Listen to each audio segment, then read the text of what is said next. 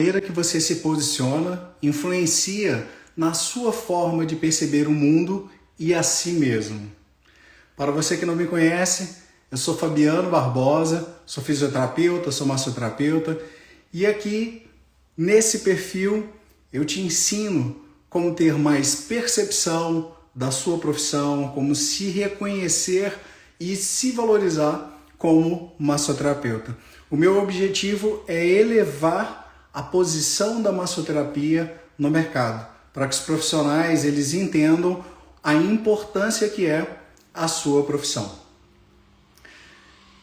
Fico feliz, né? Algumas pessoas que eu já conheço estão aí, né? Principalmente Gorete, que é a aluna do curso Massoterapia. Gente, passei aí um ano sem estar aqui no Instagram, sem fazer as lives. Confesso que senti muita falta, porque quando eu estou aqui compartilhando conhecimento, eu sou um dos que mais se beneficia, justamente porque a gente tem a possibilidade de colocar o nosso conhecimento à prova e de trocar com vocês. A partir do momento que eu troco com vocês, eu tenho a possibilidade de enxergar percepções diferentes que eu ainda não tinha pensado. Nós vamos continuar hoje com a sequência de lives do livro Manual de Massagem Terapêutica. O nosso objetivo é esgotar todas as informações do livro. Se eu não me engano, essa é a 5ª live. Hoje nós vamos falar sobre sobre postura. A gente já veio falando sobre muitas coisas já desde o processo de avaliação inicial, da questão da percepção do profissional como massoterapeuta, o que é essa profissão maravilhosa, o que é a questão do tocar. E hoje a gente vai falar sobre postura. No livro, ele começa falando sobre postura e coloca algumas coisas que eu quero discutir com vocês já logo no início da forma que ele fala, tá? Antes de colocar, sobretudo, tem uma definição de postura que é a posição relativa do corpo ou de um segmento corporal em relação ao tempo, em um determinado momento, tá? Então, eu agora, neste momento, eu estou sentado, eu posso estar sentado agora neste momento, com o corpo inclinado. Então, essa avaliação é em relação a um dado momento, tá? Ele fala algumas questões de postura que eu quero discorrer com vocês aqui para a gente... O objetivo não é discordar do livro, mas é justamente ter uma visão ampliada do que ele está dizendo para a gente. Antes de tudo, só me falem, tá? Se o áudio está ok, só para eu ter esse retorno aqui de quem está aí participando. Ele coloca que a análise e a correção da postura podem ser realizadas apenas por um médico ou fisioterapeuta. E isso eu discordo, porque avaliar a postura e intervir nela, a gente tem a possibilidade também de intervir com os recursos manuais, principalmente com a parte da liberação miofascial, e que isso, os profissionais que são bem treinados, eles têm essa capacidade. E aí ele fala, né, que é um termo que eu já coloquei lá atrás nas primeiras lives, que ele fala assim, o massagista, a menos que treinado nessa área em particular, não pode executar quaisquer ajustes importantes na postura do paciente. Eu particularmente não compartilho dessa visão dele, tá? E outra coisa, eu não compartilho do termo massagista. Por mais que eu sempre falo com vocês, né, e quem me conhece aí já há mais tempo, o termo massagista, ele não diminui o profissional. Tanto é que os massagistas de clubes de futebol, tem pessoas aí que são super renomadas e que têm o seu valor pelo clube de futebol, e o termo é massagista. Mas eu particularmente acredito que quanto mais a gente falar o termo massoterapia, massoterapeuta, a gente começa a colocar uma visão das pessoas de uma forma geral como o profissional que trata com massagem, terapia relacionada à massagem. E aí a gente tem alguns termos que em outras lives eu já falei, que é massoterapia clínica, massagem aplicada, massagem terapêutica. Isso é tudo, são sinônimos para a mesma coisa, que é um tratamento específico voltado com a massagem. No livro, no manual de massagem terapêutica lá para frente, ele vai falar de massagem aplicada. Então nós vamos ver massagem aplicada a diversas questões. O objetivo quando chegar lá é sempre ampliar, mostrar para vocês o que é essa patologia, o que como que ela acontece, como que a massagem ela realmente pode ser utilizada e trabalhada em relação a uma questão específica. Então vamos lá. Essa é a primeira coisa que ele fala e eu particularmente discordo dele. E uma outra coisa que ele fala é o seguinte: a observação da postura começa com o paciente em pé, quando certos desvios de coluna tornam-se perceptíveis. É uma outra coisa que eu discordo, por quê? A avaliação da postura e de um contexto amplo do paciente, ela começa desde que a gente enxerga esse paciente pela primeira vez.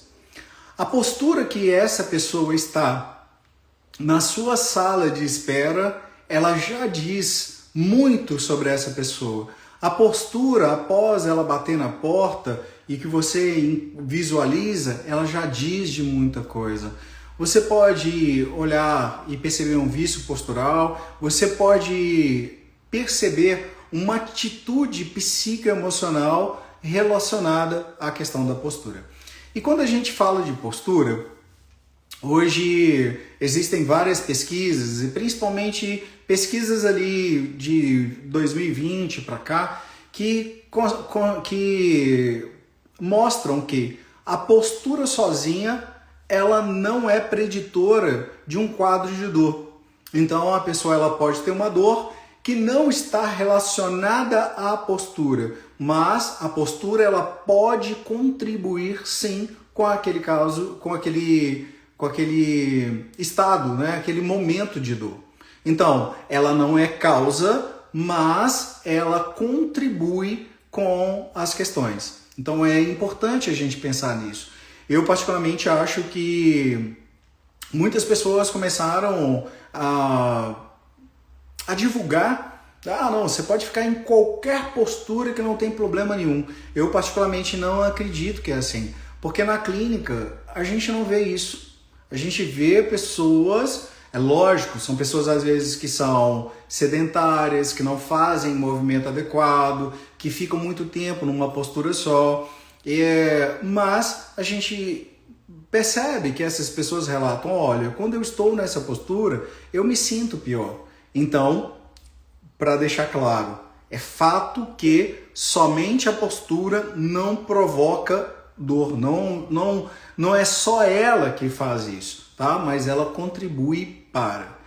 E numa visão mais ampla, o que eu quero deixar muito para vocês hoje, nessa live de hoje, é a minha experiência com pacientes em relação à questão postural. Hoje já é sabido que a postura ela está relacionada à nossa disposição para algo.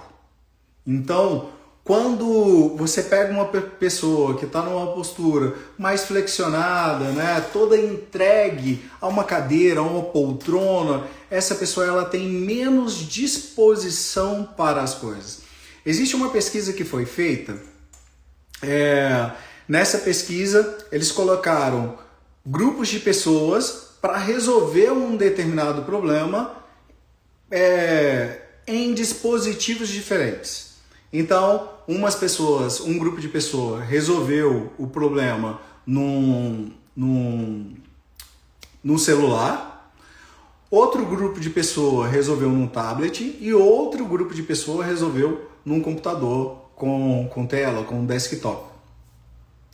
Os pesquisadores orientaram que assim que esse grupo conseguisse terminar a tarefa, era para procurar para receber o dinheiro. Nos Estados Unidos é muito comum as pessoas participarem de experimentos e receberem por isso. Então, a orientação era: terminou a tarefa, vocês podem nos procurar para poder receber o dinheiro.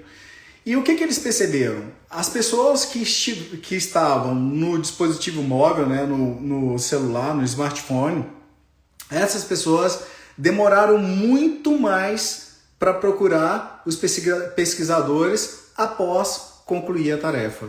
Então, uma das conclusões é que a postura flexionada, curvada, tirou um pouquinho a capacidade dessa pessoa de agir.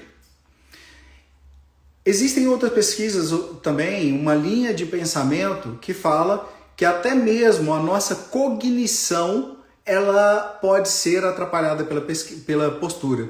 Essas pesquisas, né, essa teoria, ela tem um nome de cognição corporificada. Tem uma pesquisa, essa pesquisa eu não tive ela em mãos, mas relatos dela, que pessoas, por exemplo, que estão assistindo uma aula e estão com os braços cruzados, elas estão numa postura fechada e aí elas têm menos aprendizado. A capacidade delas de reter a informação é menor. Então, a gente vai vendo como que a postura é importante. Uma outra coisa importante, tem pesquisas hoje que comprovam que a postura ela altera nossa química corporal. Isso eu vou falar um pouco mais para frente, tá? sobre essa pesquisa. Por quê? Eu quero que isso fique claro para vocês. Porque quando a gente toca alguém e a gente modifica a postura, a gente modifica o estado corporal, o estado físico, o estado tecidual daquela pessoa, que a gente reduz a rigidez, a gente faz com que essa pessoa ela tenha a capacidade de modificar a forma com que ela percebe e como que ela se manifesta no mundo. Isso é claro. Então, essa pessoa ela muda a postura, ela muda a questão psíquica, a forma dela de agir, de pensar, tá? E ela muda o entorno dela também. Nós vamos falar sobre isso daqui a pouco. Em relação à questão postural, igual eu falei, desde que a pessoa chega na sua sala, que você abre a porta e vê aquela pessoa ou em pé ou aguardando ali no banco, você já tem noção de quem é aquela pessoa ali, mais ou menos. Para que isso aconteça, para que você tenha essa condição de ler o outro, tô vendo que muitas pessoas aqui,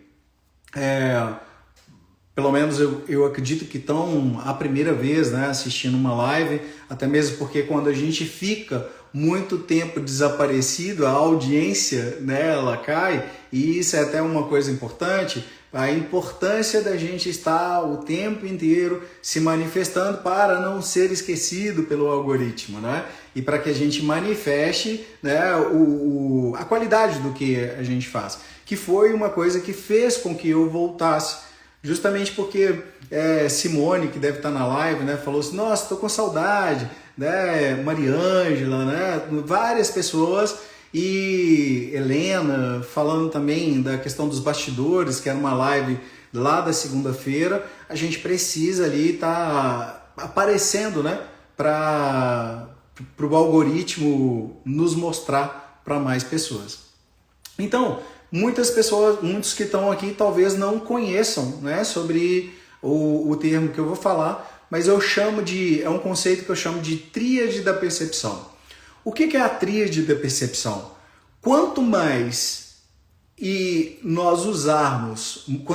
melhor nós usarmos os nossos canais de comunicação, mais capacidade a gente tem de ler aquele ser humano que está na nossa frente e mais capacidade a gente tem de trazer resultado para essas pessoas. Então eu falo que na tríade da percepção nós precisamos usar o canal visual, o canal auditivo e o canal sinestésico. Então, o canal visual, que é esse que a gente bate o olho na pessoa já de início e já consegue perceber algumas coisas, esse canal ele precisa ser sensibilizado. Eu falo que a gente precisa sensibilizar o olhar. Sensibilizar o olhar é a capacidade de você enxergar o outro no íntimo dele. Você realmente enxergar. Porque eu posso olhar alguém. Quantos pacientes chegam até mim e falam assim, cara, a pessoa nem me enxergou. Então, assim, as pessoas elas têm necessidade de serem enxergadas. Você ver é uma coisa, enxergar é outra. Então as pessoas olham, não olhou o outro, mas não percebeu o outro de fato, porque ela tinha que enxergar. Então para isso a gente precisa sensibilizar o olhar. A Ida Rolf, que é uma das pioneiras na parte de tratamento de fáscia, ela tem uma frase que ela fala, olhar é tocar à distância. Então, olhar é tocar à distância. A gente tem a capacidade de chegar mais próximo do outro de acordo com que o nosso olhar ele é mais aguçado. Essa é a primeira parte. A outra parte, que a gente já falou muito, né, nas outras lives, quem estiver chegando aqui agora, não tiver tido oportunidade de ter contato com o material, no YouTube tem uma playlist específica lá, que está lá, Manual de Massagem Terapêutica. Então você tem todas essas lives em sequência, tá? E essa live de hoje, a partir do momento que a gente finalizar, ela vai para lá também para essa sequência de lives. E aí, a outra parte é a parte da escuta ativa. A escuta ativa é o momento em que a gente dá oportunidade para o outro falar quem ele é. E muitas vezes, quando ele fala do sintoma, nas entrelinhas ele está dizendo de muito mais coisas.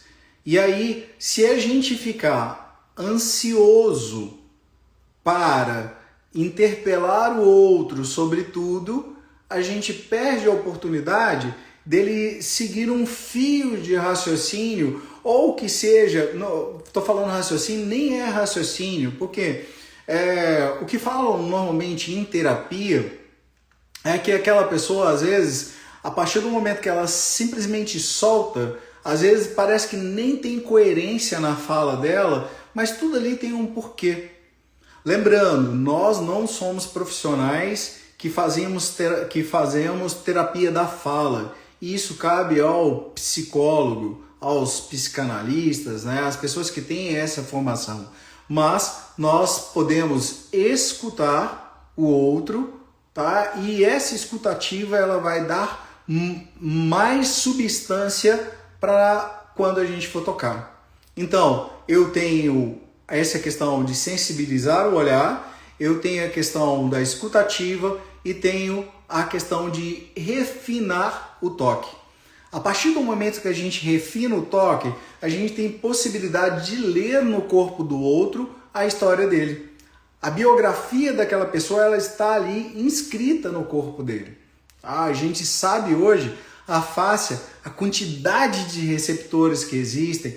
A gente sabe que as cicatrizes, os traumas, tudo isso tem memória que está registrada no corpo daquela pessoa.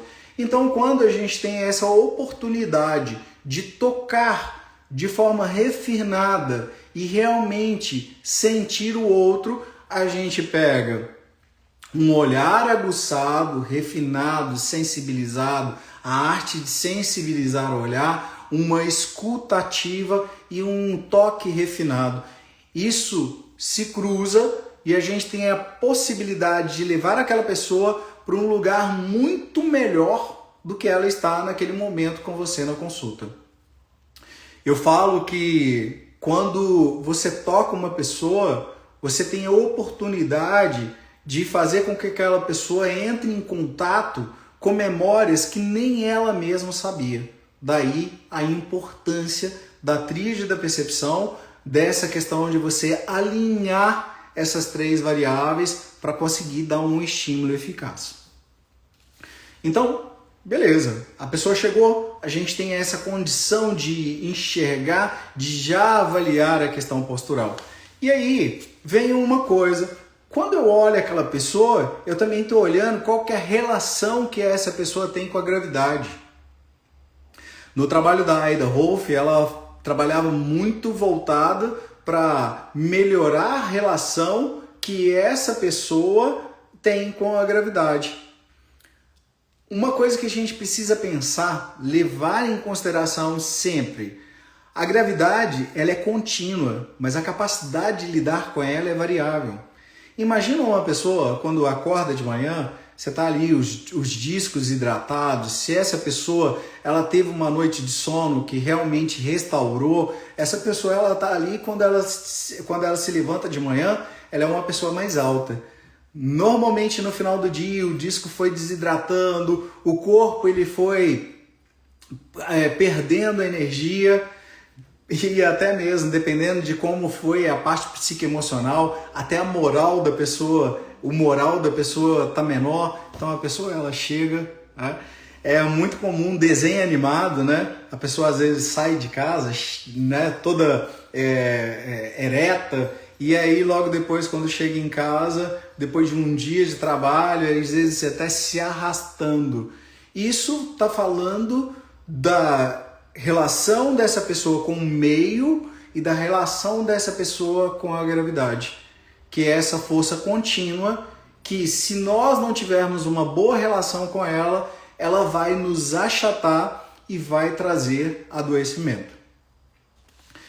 Quando a gente fala, tá, de questões posturais, é muito importante a gente já logo no primeiro contato com o paciente, informar da roupa que ele vai precisar levar para ser avaliado. Tá? Normalmente eu sempre peço para que os homens, né, venham com short e as mulheres com uma bermuda, um top. Por quê? A gente sabe que quando a pessoa está sendo avaliada, ela, na maioria das vezes, a maioria das pessoas se sentem constrangidas. Por quê?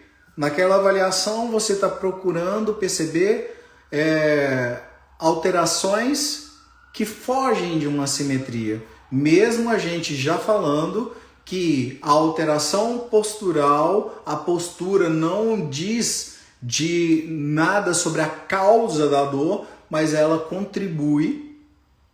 Mas a gente precisa procurar perceber o que foge ao equilíbrio. E normalmente quando vocês forem fazer isso, é como se você estivesse tirando uma fotografia da pessoa. Você olhou, o que mais chama atenção, você guarda aquilo no momento. E quando você tem uma pessoa, por exemplo, que você vê que a pessoa é mais tímida, às vezes você pode falar com ela, olha, vou tirar fotos de você em relação à postura em pé, para que eu possa avaliar. E quando você faz isso, é menos tempo, então a pessoa se sente às vezes menos desconfortável. Mas aí mora um problema, porque você vai ficar com as fotos dessa pessoa. Então, para que você não corra problema nenhum, não tenha problema nenhum com essas fotos depois, às vezes vale a pena você pedir um termo de consentimento de imagem, tá? Para isso. Normalmente na relação terapêutica, quando existe a confiança, essa pessoa já vai ficar muito tranquila em relação a isso. Outra possibilidade é você, eu faço isso muito hoje em dia, eu peço à pessoa para que ela me empreste o telefone dela e tire as fotos no próprio telefone dela para que a gente possa avaliar uma mudança. Ao contrário do que muitos falam, a mudança postural ela faz com que a pessoa ela crie mais segurança no trabalho e ela também perceba que existe uma possibilidade de melhora, existe espaço de manobra, sabe? E me lembro, semana passada, eu atendi uma paciente indicada pelo pai dela, tá? O pai dela é um médico, né, que é gastro, e ele veio por causa de uma dor lombar e a gente foi fazendo o trabalho e ele é uma pessoa que dá aula também, então fascinado por aprender, por entender. E eu, quando eu estou fazendo o meu atendimento, eu normalmente faço um trabalho de orientação. Não é à toa que o nome da clínica, né, minha e da minha esposa, é Oriente-se Fisioterapia. Justamente porque eu entendo que a orientação e a orientalização ela é importante. E aí ele ficou fascinado com essa questão de perceber as questões da face e tudo, saiu muito melhor. Na outra semana ele já tinha feito uma indicação para mim. E a filha dele tem uma escoliose e ele falou assim, olha, eu acho que ela não vai comprar essa questão do tratamento durante muito tempo. E eu falei com ele, não, tudo bem, eu vou chegar, vou explicar para ela tudo direitinho. E normalmente eu faço essa questão de um registro visual para que a pessoa perceba, tá? Um antes e depois, perceba como que a estrutura ela modificou. E foi até uma coisa que ele falou que é interessante, né? Ele falou, olha, é interessante isso, né? Porque essa geração nova, ela necessita muito dessa questão do visual para tudo, né? Não é à toa que a gente está aqui ó, conversando, né, sobre com essa questão da imagem, né? Então, fiz as fotos, fiz um trabalho nela e logo depois mostrei. Como a gente devolveu mobilidade para essa face, como a gente favoreceu a hidratação desse tecido, né? Ela foi perceber uma mudança assim absurda. E é uma pessoa que já tem diagnóstico dessa escoliose há muito tempo, tá? E isso leva a pessoa a colocar mais crédito no seu trabalho. Então, pensem nisso, tá? A foto é uma forma de você mostrar para o outro também uma mudança. Vamos lá, para eu não esquecer nada. Uma outra coisa. Lá no livro, ele vai falar sobre passo a passo de uma avaliação, o que você vai observar, as questões de posicionamento de ombro, pelve, né? Tudo isso é muito importante. E até seria importante, e se vocês acharem interessante, em uma outra live, a gente pode fazer pelo YouTube, e aí dá para poder projetar slides para que vocês tenham uma visão maior do que eu estou falando, tá? Então isso a gente pode pensar nisso. Mas aqui o que eu quero deixar claro é o seguinte: eu trabalho muito com a relação de quando eu estou olhando o paciente, quando eu estou tratando, da gente ficar focado nas concavidades e nas convexidades. Quando a gente fala de concavidade e convexidade, muitas pessoas elas têm dificuldade de saber o que é côncavo e o que é convexo, né? Então, se a gente for pegar aqui, deixa eu pegar alguma coisa redonda, aqui não tem nada, tem a caneca, não vai ter jeito. Mas olha, imagine só, aqui está minha mão, tá?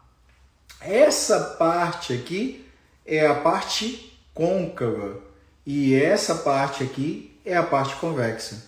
Então, quando eu estou avaliando uma pessoa de frente, eu estou percebendo se ela está alinhada. A falta desse alinhamento, na hora que a gente está olhando de frente ou de costa, vai fazer desvios laterais. E vão mostrar, então, se eu estou nessa posição aqui, eu estou com uma concavidade para a esquerda e uma convexidade para a direita. Então esses tecidos que estão no lugar que está mais encurtado, que está mais curvado, que é côncavo, esses tecidos estão mais encurtados. E esse encurtamento ele precisa ser alongado. Eu preciso convidar esse tecido para fazer um movimento de deslizamento para se esticar. E o tecido que está na convexidade, ele precisa ser convidado para encurtar.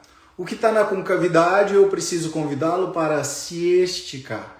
O que está na convexidade, eu preciso convidá-lo para encurtar.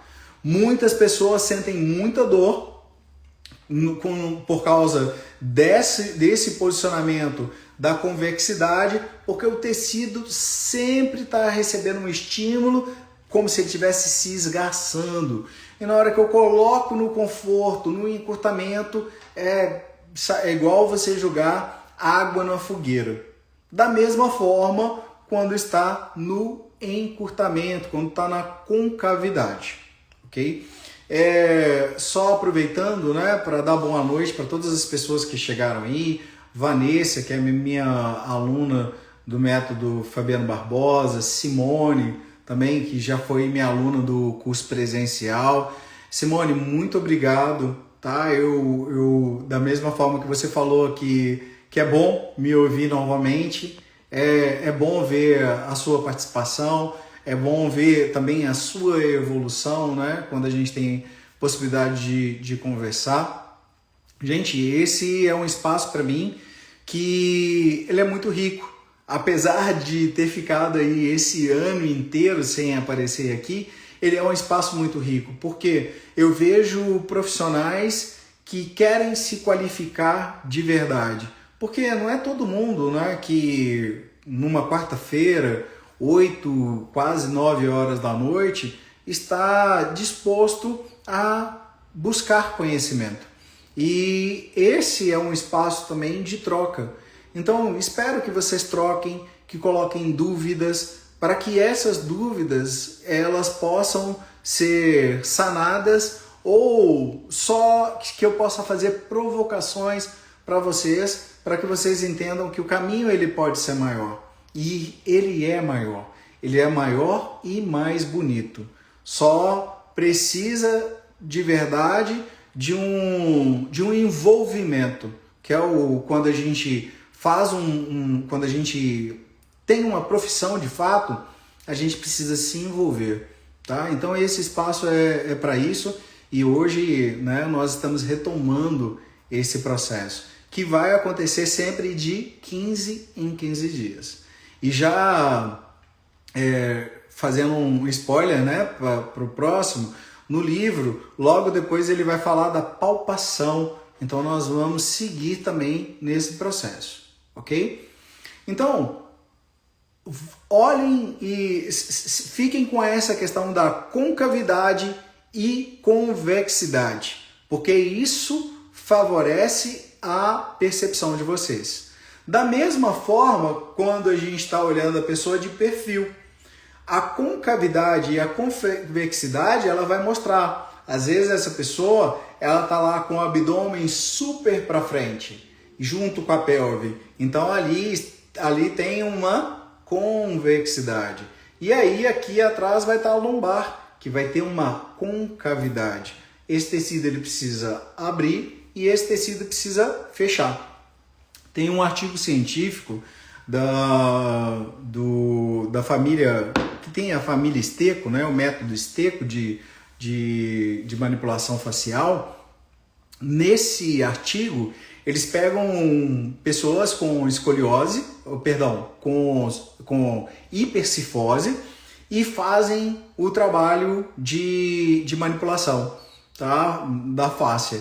E aí percebem que essas manipulações faciais, elas tiveram redução no ângulo dessa hipercifose. Então, que bacana isso. A gente saber que trabalhando essa cadeia anterior e trabalhando a cadeia posterior, eu posso favorecer com que a pessoa tenha uma postura melhor, que vai modificar o estado físico e mental dessa pessoa. Olha, eu falo de cadeira com vocês em relação à experiência clínica, uma experiência essa de mais de 26 anos, que quando você altera a postura da pessoa, você faz com que essa pessoa ela gaste menos energia. Uma relação ruim com a gravidade é uma relação de cansaço ao longo do dia. Uma pessoa que se manifesta melhor, que tem uma postura mais ereta, ela gasta menos energia. Isso é fato, ok? Independente do que fale em relação à postura, ok? Agora, Vanessa, muito obrigado, tá, por você estar presente, né? Eu sei de todos os desafios seus e muito obrigado. Eu fico muito feliz com a sua participação, né? Eu já falo que Vanessa, gente, é minha aluna modelo, né? Aquela pessoa que eu falo assim que segue o que eu falo e tenho ficado muito satisfeito de ver colhendo os resultados, né? E hoje gravidinha, né? E continuando trabalhando, eu tenho certeza, né? Porque ela tem um filho já e às vezes ela trabalha a questão do cuidado com o filho, com as questões de estudo. Eu tenho certeza que quando ela estiver lá amamentando, vai estar amamentando e estudando, né? Porque é isso. Se a gente não tem envolvimento com a nossa profissão, a gente não pode esperar uma colheita muito boa, né? Porque quando a gente faz um bom plantio, a gente sabe o que a gente vai colher. E o estudo é o plantio de quem quer ter resultado, né? Aí tem que... Ela falando, né, que a coluna que está reclamando agora, né, por causa da gravidez, mas é essa questão. Se você tiver alguém para poder trabalhar com você, o trabalho de liberação miofascial em toda a parte posterior vai trazer muito conforto, tá? Isso com a posição lateral, pode ficar com a posição lateral bem apoiadinha, às vezes se a barriga já tiver um pouco mais pesada, coloca um travesseiro abaixo, coloca um travesseiro entre as pernas e a pessoa vai trabalhar ali a parte de quadrado lombar, face tóraco-lombar. Se tiver difícil a posição lateral, pode sentar também num banco, tá? Num banco apoiando o rosto, numa mesa, porque aí dá para poder trabalhar também os músculos paravertebrais e isso vai te trazer muito conforto, tá? Agora, te falo também interessante você buscar a parte da fisioterapia pélvica para ajudar ali musculatura de períneo, um pouco mais de consciência, até mesmo para favorecer o parto.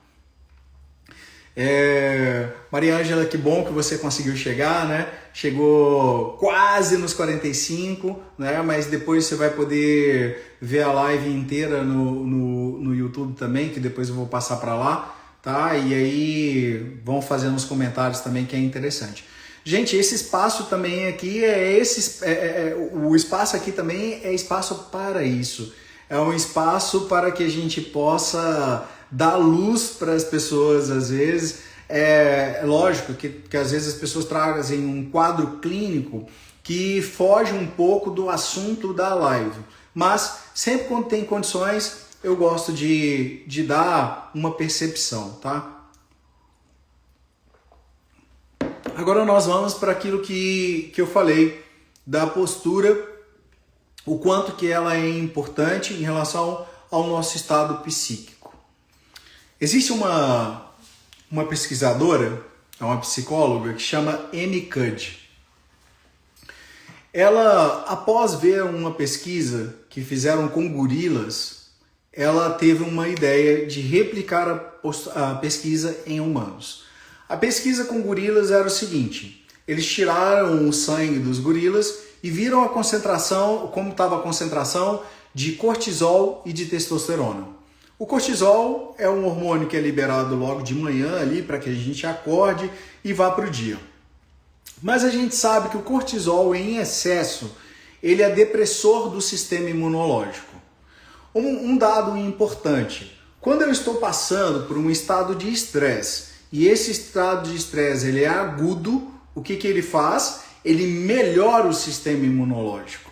Mas, quando o estado é crônico, ele deprime o sistema imunológico, justo por causa do excesso de cortisol. Então, o cortisol, ele leva a pessoa para baixo em excesso. E ele também manifesta um estado de ativação maior do sistema simpático. E o outro hormônio que eles avaliaram era a testosterona. Então, o que perceberam? O macho alfa, ele tinha alta concentração de testosterona e baixa concentração de cortisol. Os outros gorilas do bando, eles tinham alta concentração de cortisol e baixa de testosterona. Justamente ao contrário. Por que isso? Porque os outros gorilas do bando, eles não poderiam de forma nenhuma ameaçar a liderança desse macho alfa. Não sei se vocês já perceberam, se vocês gostam de Discovery, né? Esses canais que mostram, né, natureza, né, os bichos, né? O macho alfa, né, os gorilas que eles fizeram essa pesquisa, aqueles gorilas silverbacks, né, que tem as costas acinzentadas, né? O gorila, o macho alfa, quando ele percebe que tem um perigo, ele normalmente leva e bate no peito, né? Se ele perceber que tem alguém ali, igual, por exemplo, vê muito pesquisador, né? Quando fotógrafo, né? O pessoal que está fazendo filmagem, eles são instruídos para quando isso acontecer, eles têm que se abaixar. Por quê? Se eles estiverem numa postura ereta, eles estão falando, eu sou uma ameaça à sua liderança. Então, a postura curvada, mais baixada, é uma postura de submissão. Então, aí a diferença. E o que perceberam? Esse macho alfa, quando declinava por doença ou por um outro macho mais forte que ascendia, ele começava a mostrar alta no cortisol e baixa na testosterona. Aquele gorila que ascendia, ele começava a mostrar alta na testosterona e baixa no cortisol. A Amy Cuddy pegou essa pesquisa e virou e falou assim, será que isso acontece com seres humanos? E ela replicou essa postura com seres humanos. Ela elencou posturas de poder e posturas de impotência. Deixou as pessoas em pouquíssimo tempo, questão de minutos, tá? Nessas posturas. As pessoas que ficaram na postura de poder, quais são essas posturas de poder? A postura do V de vitória, lá do esportista, a postura dos super-heróis com a mão na cintura, a postura, né, de uma pessoa ali com os braços para trás, inclinado numa poltrona, como se estivesse na praia. Essas pessoas que ficaram nessa postura tiveram alta na testosterona, baixa no cortisol. Isso aferido pela saliva, né? A concentração hormonal na saliva. As pessoas na postura de impotência, braço cruzado, cabeça baixa, perna cruzada, corpo encurvado. Essas pessoas tiveram baixa na testosterona e alta no cortisol.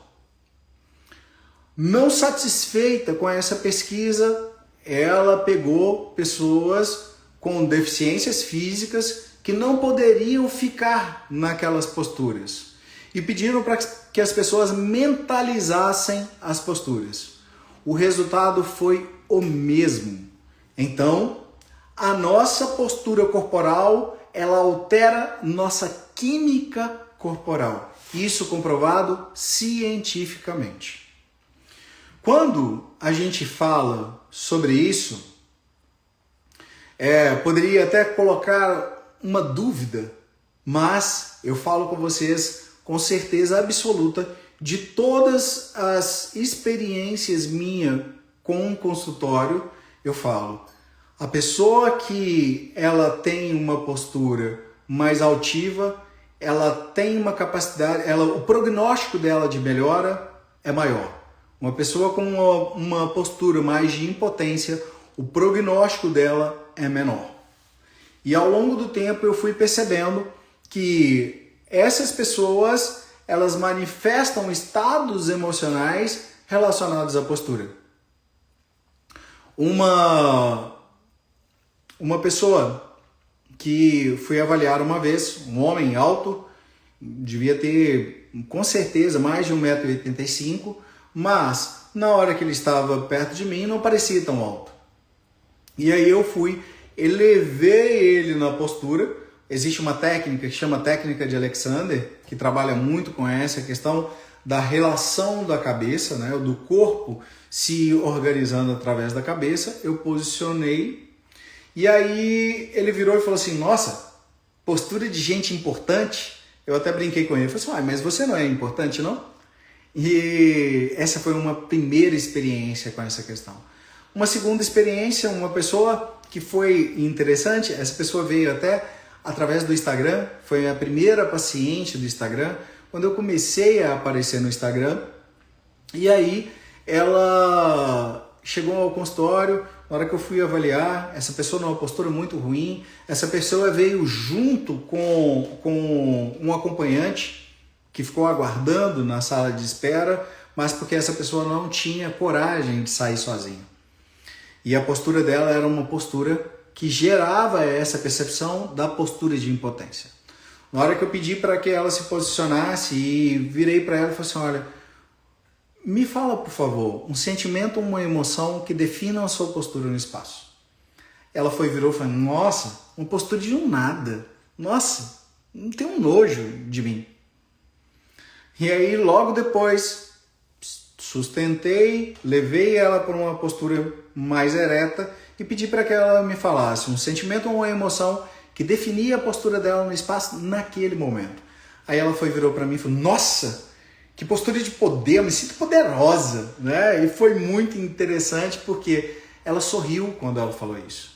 E ela se sentiu num lugar diferente, num lugar de potência de agir, que é essa postura de altivez, uma postura de força. E a partir disso, diversas outras experiências. E é muito interessante porque às vezes a pessoa só fala assim: nossa, postura de cansaço. Aí na hora que você posiciona: nossa, eu estou enxergando mais, eu estou mais altiva. É uma postura de, sei lá, estou com vontade de fazer as coisas. E aí eu falo com vocês, por mais que existem as pesquisas que falam que as posturas, que a postura, ela não altera em relação à dor, eu falo com vocês, ela não é causa direta, mas ela é um dos fatores que levam aos desequilíbrios.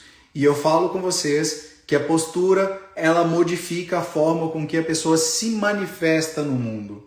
Tá? Então a postura, ela está relacionada com como você percebe o mundo e como você se percebe. E também como o mundo te percebe. Então, quando a gente fala aqui, e eu sempre falo para vocês que trabalham com terapia manual, principalmente os massoterapeutas, dependendo da sua postura em relação ao outro, esse outro vai te enxergar com mais valor ou menos valor. Para que ele perceba esse valor, além da postura, precisa também do envolvimento. Você se envolva com o seu estudo, com sua busca, para que realmente você consiga entregar o melhor para essa pessoa. E meu objetivo aqui é isso, é capacitar, é embasar, é sustentar a sua prática para que você tenha condição de ver uma massoterapia de uma forma diferente que talvez você ainda não tenha visto igual. Isso baseado em uma experiência de mais de 26 anos e de diversas formações. Esse é o meu objetivo para com vocês. Fico feliz, né? A gente vai chegando ao final da live de hoje. Eu fico feliz porque, como eu não tinha praticamente divulgado, né? Tô vendo muitos massoterapeutas, né? Vejo muitas pessoas, eu fui orientando ao longo do tempo, essas pessoas eu não preciso falar o nome, mas orientando, coloquem a profissão de vocês, igual o Lucy colocou aqui, ó, Lucy, terapeuta manual, né? Igual eu tô vendo, né? Massoterapeuta Dai, né? Todo mundo que coloca, eu preciso, na hora que a pessoa ela enxerga você, ela precisa enxergar o que você faz, ela precisa enxergar a sua entrega, tá? Então é mais uma orientação em relação a isso. E deixo o convite para vocês, tá? Para assistir novamente quando o vídeo estiver no YouTube, comentar lá, para que eu saiba de vocês o quanto que eu acrescentei e também para entender de vocês o que falta, qual lacuna ficou em termos da formação de vocês que eu posso contribuir, tá? Essa sequência de lives do livro Manual de Massagem Terapêutica, mostrar para vocês aqui, ó, este é o livro. É um livro que hoje ele não é mais editado, mas vocês podem achar ele na internet em PDF. Nós já falamos pelo menos 5 horas sobre um conteúdo desse livro que é só isso aqui, ó. E ainda falta isso tudo. Por quê? O meu objetivo, o que eu estou fazendo com vocês é uma leitura comentada e expandida. Para que, se vocês leem esse livro aqui, ele vai trazer X informações. Eu estou ampliando essa capacidade de informação com uma experiência já de mais de 26 anos. A partir do momento que vocês leem e pegarem as lives, assim, olha, o Fabiano falou isso, olha só, isso faz sentido, percebi isso na minha prática clínica, e é isso, tá? Esse é o meu recado. Prestem atenção na postura de vocês, prestem atenção na postura do paciente, prestem atenção que quando essa pessoa começa a modificar, ela muda a postura, ela muda a relação dela com o mundo, ela muda a relação do mundo com ela. E vocês podem ser agentes e já são, né? Tenho certeza que muitos já conseguem fazer essa intervenção, já são agentes de mudança na vida do outro. Tem uma frase que eu gosto muito, né, que a Lúcia Helena Galvão fala, né? Certifique-se de ser um fator de soma na vida do outro. É isso que nós somos, através das nossas mãos. Então é isso. Vamos juntos resgatar vidas com as mãos. Feliz de estar aqui novamente. Muito obrigado pela presença de vocês.